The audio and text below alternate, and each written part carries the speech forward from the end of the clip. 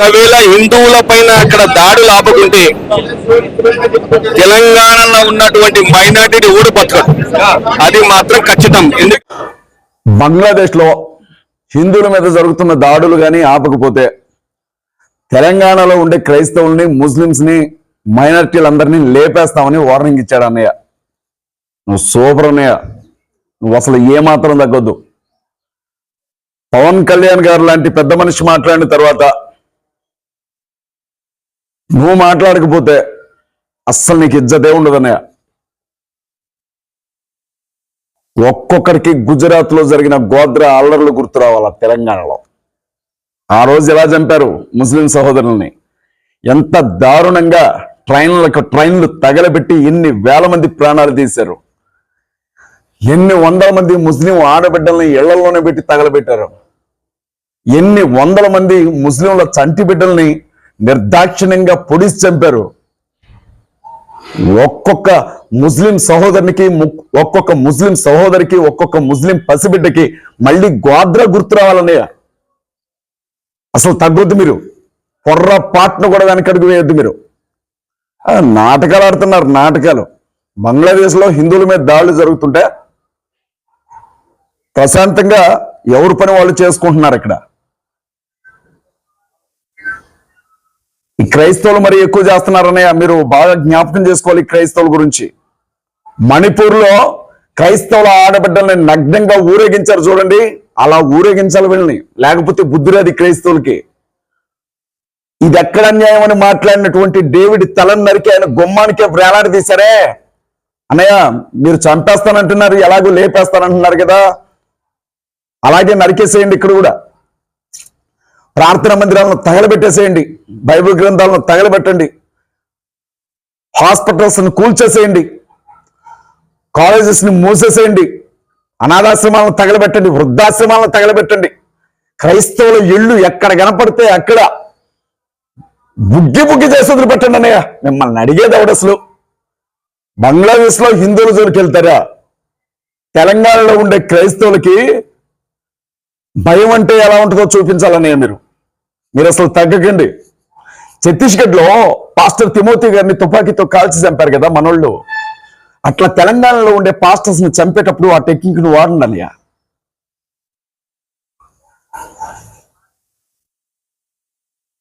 జార్ఖండ్ లో పాస్టర్ నరేంద్ర బిశ్రాని మెడ నరకడానికి కత్తులు ఇస్తారు కదా. అట్లాంటి టెక్నిక్ ఏమన్నా యూజ్ చేయటం కుదురుతుందేమో చూడండి. ఇక్కడ బీహార్ లో నితీష్ మీద, పాస్టర్ నితీష్ గారి మీద యాసిడ్ పోసి తగలబెట్టారు కదా. ఆ పద్ధతులు కూడా ఏమన్నా ఫాలో కావచ్చేమో చూడండి. ఇక్కడ రాజస్థాన్ లో సుమతి ప్రకాష్ భార్యాభర్తలు ఇద్దరు కూడా దేవుని వాక్యం చెప్పుకొని వస్తా ఉంటే కాళ్ళు చేతులు విరగొట్టారు కదా వాళ్ళని. అడ్డొచ్చిన కొడుకు తలన బాలు కొట్టారు, ఇనప రాడ్లు తీసుకొని, కర్రలు తీసుకొని, రాళ్లు తీసుకొని. ఆ రాళ్లు, కర్రలు, కత్తులు కూడా వాడండి అన్నయ్య, చాలా బాగుంటుంది. మన తమిళనాడులో ప్రశాంతంగా ఉండే తమిళనాడులో పాస్టర్లను చంపి ప్రార్థనా మందిరం లోపల వేలాడదీశారు కదా. అదిగో అచ్చం అలా వేలాడదీయండి అన్నయ్య. ఈ తెలంగాణలో క్రైస్తవుల్ని ఎక్కువ చేస్తున్నారు వీళ్ళు బాగా. చనిపోయినటువంటి శవాలను కూడా వదలకండి అన్నయ్య. ఛత్తీస్గఢ్ లో, తెలంగాణలో, ఆంధ్రాలో, అనేక రాష్ట్రాల్లో క్రైస్తవుల సమాధులను తవ్వి శవాలను బయటికి తీసి ఊరవతలు ఇసిరేస్తున్నారు కదా. అలాంటి సంఘటనలు జరిగితే గానీ ఇక్కడ క్రైస్తవులకు బుద్ధి రాదన్నయ్య. ఉత్తరప్రదేశ్ రాష్ట్రంలో ప్రార్థనా మందిరాలను మొత్తాన్ని కూడా తగలబెట్టి ఒకే రోజు ఇళ్లను కూడా తగలబెట్టారు చూడండి. అట్లా చేయండి అన్నయ్య. అసలు బైబిల్ పట్టుకొని కనబడితే రాజ్యాంగం లేదు, గాడిద గుడ్డు లేదన్నయ్య, మత స్వేచ్ఛ లేదు, పాడు లేదు. బైబిల్ పట్టుకొని కనపడ్డాడు మీద గ్యాంగ్స్టర్ కేసులు పెట్టి జైల్లో పెట్టండి అన్నయ్య. ఎక్స్ట్రాలు చేస్తున్నారు క్రైస్తవులు ఇక్కడ, ఎక్స్ట్రాలు చేస్తున్నారు. ప్రేమ అంట, శాంతి అంట, సమాధానం అంట, సహనం అంట, రక్షణ అంట, నరకం అంట, పరలోకం అంట, గాడిద గుడ్డేం కాదు. ప్రశాంతంగా మందు తాగే పని లేకుండా పోతుంది, ప్రశాంతంగా సిగరెట్లు తాగే పని లేకపోతుంది, ప్రశాంతంగా మన వాళ్ళు గంజాయి తాగే పని లేకపోతా ఉంది, ప్రశాంతంగా బీర్లు తాగే పని లేకపోతా ఉంది, ప్రశాంతంగా వ్యభిచారం చేసుకునే అవకాశం లేకపోతా ఉంది, ప్రశాంతంగా లంచం చూసుకునే పని లేకపోతా ఉంది. వీళ్ళు నీతి సూక్తులు మన బతకనివరా వీళ్ళు. మీరు తగ్గకండి అసలు, మీరు అన్న మాట మీద నిలబడాలా. క్రైస్తవులకు నరకం ఎలా ఉంటుందో చూపించాలి మీరు తెలంగాణలో. అసలు తగ్గకండి. మీరు జాన్వాల్లో కొట్టారు కదా 18 మంది క్రైస్తవుల కుర్రాళ్ళని, మీ 300 మంది కలిసి పరిగెత్తించి కొట్టారు కానీ అట్లా కొట్టాలా. మీరు తగ్గకండి అసలు, నేను చెప్తా ఉన్నా. మన వాళ్ళు ఆల్రెడీ ఇప్పటికే అదే ఫీల్డ్ లో ఉన్నారు. బయటకు వచ్చినటువంటి క్రైస్తవ స్త్రీలు జుట్టు పట్టుకొని లాగుతున్నారు, కొంగులు పట్టుకొని లాగుతున్నారు, బైబిల్ సెక్స్ బుక్ అంటున్నారు, లా బుక్ అంటున్నారు, నోటుకొచ్చినట్లు మాట్లాడుతున్నారు, రకరకాల యూట్యూబ్ ఛానల్ పెట్టుకున్నారు. మన వాళ్ళు వాళ్ళ శక్తికి మించి పోరాడుతున్నారు. నీలాంటి వాళ్ళు ఇంకో 10 మంది తయారైతే తెలంగాణ రాష్ట్రాన్ని తేలిగ్గా క్రైస్తవుల్ని, ముస్లింస్ ని, దళితుల్ని వేసేయచ్చు అన్నయ్య. మీరు ముస్లింస్ జోలికి వెళ్ళేటప్పుడు బాగా జ్ఞాపకం చేసుకోండి. కర్ణాటకలో బురకాల మీద నీళ్లు పోసారే, పేడ నీళ్లు, అలా జల్లాలి తెలంగాణలో. మన బండి సంజయ్ గారు చెప్పారే మసీదులు కూలుద్దామని, అమల్లో పెట్టండి అన్నయ్య. తక్కండి, మీరు అసలు తక్కండి అన్నయ్య. రాజాసింగ్ గారు చెప్పినట్లు ముస్లిం కురాలను, క్రైస్తవ కురాలను చంపడానికి కత్తులు కొనుక్కోమని చెప్పండి అన్నయ్య. బీజేపీ పార్టీ మహిళా అధ్యక్షురాలు చెప్పినట్లు ముస్లింల ఆడబిడ్డలను గ్యాంగ్ రేపులు చేయమని పిలుపునే ఉండన్నయ్య. ఏందో నిజాం సంస్థానం అయితే ఒకప్పుడు నవాబులు ఇక్కడ పరిపాలన చేస్తే వీళ్ళ పెత్తనాలు హైదరాబాద్ లో మొదలు పెట్టండి అన్నయ్య. అసలు పాత బస్తీని లేకుండా చేయాలి మీరు అసలు తగ్గకుండా ఎవడు అడ్డొస్తాడో చూసుకుందాం. అటు మీకు కావాల్సిన సపోర్ట్ ఏమైనా కావాలంటే మహాకూటమి ప్రభుత్వం ఉంది, సెంట్రల్ లో కేంద్ర ప్రభుత్వం ఉంది. ఇక్కడ ఏ పార్టీ అయినా, కాంగ్రెస్ అయినా, తెలుగుదేశం అయినా, బీజేపీ అయినా, ఏ పార్టీ అయినా హిందువులే కదన్నయ్య. దేశ ప్రధానమంత్రి హిందువు కదా, మన దేశానికి రాష్ట్రపతి హిందువు కదా, రాష్ట్రాల ముఖ్యమంత్రులు హిందువులు కదా, ఎమ్మెల్యేలు, ఎంపీలు, మంత్రులు హిందువులు కదా, ఐఏఎస్లు, ఐపీఎస్లు హిందువులు కదా, జడ్జిలు హిందువులు కదా, ఎంఆర్ఓలు, ఆర్డీఓలు హిందువులు కదా, పత్రికలన్నీ హిందువుల చేతుల్లో లేవా, ఎలక్ట్రానిక్ మీడియా హిందువుల చేతుల్లో లేదా, పరిశ్రమలన్నీ హిందువుల చేతుల్లో లేదా? మన వాళ్ళు మన పక్కన నిలబడతారనే, మీరెవరు వెనకడ్డానికి వీల్లేదు అసలు. అయినా మన హిందువులు ప్రమాదంలో ఉన్నారనేయో. దేశంలో 195 మంది హిందువులే ఉన్నా క్రైస్తవుల వల్ల, ముస్లింల వల్ల, దళితుల వల్ల మన హిందువులకు గొప్ప ప్రమాదం వచ్చేస్తుంది అన్నయ్య. అందరికీ చెప్పేసేయండి, హిందువులంతా ఒకటి కావాలా, కలిసిమెలిసి బతుకుతారంట. గోంగూర ఇంకేం కాదు, కలిసిమెలిసి బతుకుతారంట, కలిసి ఉంటారంట. ఎడదీయాలన్నయ్య మనం. మతం పేరు చెప్పి వాళ్ళని విడదీయకపోతే మనల్ని బతుకునేదన్నయ్య. మనం మాత్రం విదేశాలకు వెళ్దామన్నయ్య. ఇస్కాన్ సంస్థలు పెట్టుకుందామన్నయ్య, భగవద్గీతలు పంచుదామన్నయ్య, శ్రీకృష్ణుడు గుళ్ళు కడదామన్నయ్య, అమెరికాలో కూడా వెంకటేశ్వర స్వామి టెంపుల్ కడదామన్నయ్య. మనం కన్వర్షన్ చేసుకుంటూ తిరిగేద్దామన్నయ్య. క్రైస్తవుల్ని, ముస్లింస్ ని హిందుత్వంలోకి రమ్మందాం. కానీ మన దేశంలో ఎవడైనా ఇక్కడ క్రైస్తవుల గురించి, ముస్లింల గురించి మాట్లాడితే నరికేద్దామన్నయ్య. అసలు మీరు తగ్గకుండానయ్య చెప్తాం. సనాతన ధర్మ రక్షణే మన ధ్యేయం అన్నయ్య. ఎన్ని బూతులు మాట్లాడితే అంత పెద్ద లీడర్లు అయిపోతాం అన్నయ్య మనం. ఎన్ని వార్నింగ్లు ఇస్తే అంత పెద్ద లీడర్లు అయిపోతాం అన్నయ్య. ఎన్ని తల్లబాలు పడితే, ఎన్ని మసీదులు బాలు పడితే, ఎన్ని చర్చిలు బాలు పడితే, ఎంతమంది ఆడవాళ్ళతో అసభ్యంగా ప్రవర్తిస్తే, ఎంత నీచంగా ప్రవర్తిస్తే అంత పెద్ద లీడర్లు అయిపోతాం అన్నయ్య మనం మన హిందూ సమాజంలో. మీరు అసలు తగ్గకుండానయ్య. హిందువులు ప్రమాదంలో ఉన్నారు, హిందువులు భయంకరమైన ప్రమాదంలో ఉన్నారు. ఎవడో ముస్లిం ఒక ముత్యాలమ్మ గుళ్ళో ఒక విగ్రహాన్ని పడగొడితే దానివల్ల ఏం జరిగిందన్నయ్య? చిత్తూరులో మన పూజారి పడగొట్లా టెంపుల్ని, అట్లా పడగొట్టాలా. సదాశివపేటలో ఆ దున్నపోతులు పడగొట్టినట్లు టెంపుల్ పడగొట్టాలా. ఆడ దొరికితే ఆడ అవసరం అయితే మన గుళ్ళు మనమే కూర్చుకున్నానయ్య. జనాల మీద పడి నరికేద్దాం అన్నయ్య. దళితులకు కారం చెడు గుర్తు రావాలా. ఇప్పటికే విడగొట్టేసాడు అన్నయ్య. మాలలో మాదిగలు కొట్టుకొని చేస్తున్నారు ఆల్రెడీ.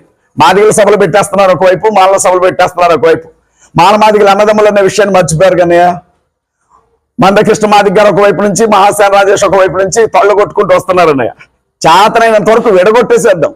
కారంచెల్లో కానీ చంపి మంచినీళ్లు తాగే బావిలో యూరిన్ పోస్తుంటే ఇది ఎక్కడ న్యాయం అని అడిగితే కారంచెల్లో చంపి ఆ పొలాల్లో పాతి పెట్టాను చూడండి అన్నయ్య. దళితులను అట్లా చంపాలన్నయ్య. మీరు తగ్గగానన్నయ్య. అసలు మీరు కారంచెరు గుర్తు రావాలి వాళ్ళకి, పుల్వామా సంఘటనలు గుర్తు రావాలి వాళ్ళకి.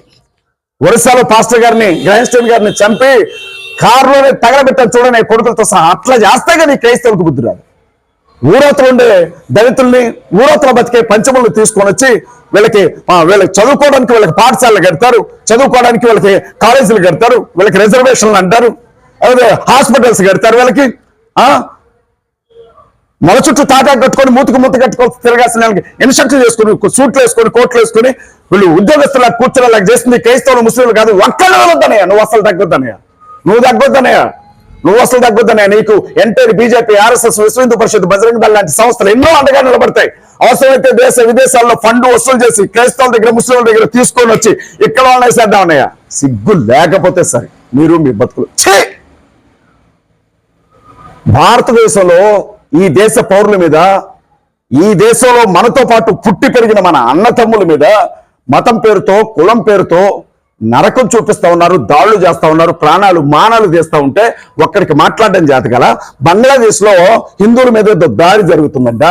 తెలంగాణలో మైనార్టీలు మొత్తం లేపేస్తాడట. నా కొడక దొరకరా, నువ్వు దొరకరా, మాకు గుండు కొట్టించి గాడిద మీద ఊరేగిస్తావు. నా కొడక వేరే చెయ్యి.